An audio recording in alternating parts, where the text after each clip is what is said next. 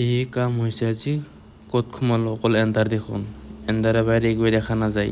Hello' guys, কি খবৰ? আশা কৰোঁ ভালে আছে, ময়ো ভালে আছোঁ। তো আজি আমি যাই আছোঁ এই পাহাৰৰ ওপৰত। তো তাতেও যাবলৈ টিকেট কাটিহে যাব লাগে। তো এতিয়া আমি টিকেট কাউণ্টাৰৰ ওচৰত আহি পালোঁ। দুটা টিকেট 50 টকা দি কাটিলোঁ, এটা 25 টকাকৈ ল'লা। তো ভিতৰলৈ সোমাই চাওঁ, এতিয়া ধুনীয়া পৰিৱেশ আৰু ধুনীয়া এটা চিনাৰী বনোৱা আছে। তো ইয়াতে এক নম্বৰ কথা, ইয়াতে কোনো ধৰণৰ চিপছ বা আন কিবা বাকলি হওক পেলাব নোৱাৰে।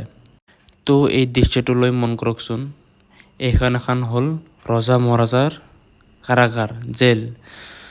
মোটামুটি 1314 বছৰৰ আগৰ যিজন দোষী তাক ইয়াতে কাৰাবন্দী কৰি ৰাখিছিল ৰজা মহাৰাজাবিলাকে।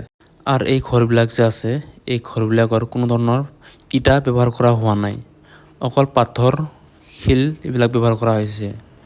দেখাত ইটা যেন লাগে কিন্তু ইটা নহয়, অকল পাথৰে। চাওক কি ধুনীয়া এইখন জাগা, চাওক কিমান ধুনীয়া। এখন অকল ফটো উঠিবৰ কাৰণে বনাই দিছে, পৰিৱেশটো চাওক।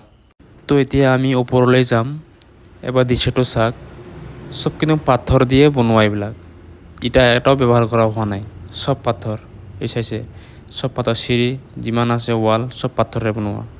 তো আমাৰ হাতত ইমান সময় নাই, পটাপট যাব লাগে। তো এতিয়া আমি ওপৰলৈ আহি পালোঁ, ইয়াৰ পৰা ভিউটো চাওক কিমান ধুনীয়া। তো হায়দৰাবাদৰ কিছু অংশ ইয়াৰ পৰা দেখা যায়, একদম চাওক কিমান ডাঙৰ ডাঙৰ বিল্ডিং বনাই থৈছে। ভিউ পইণ্টটো নাচাইকিয়া, কিমান ধুনীয়া পৰিৱেশ।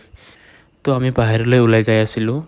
ওলাই যোৱাৰ সময়ত মোৰ পিছফালে ভাই দুজন হাই হেল্ল' কৰি আছিল, মই গমেই পোৱা নাছিলোঁ। বাই দ্য ৱে, আজিৰ ব্লগ ইমানৰ পৰা সমাপ্ত। Bye bye.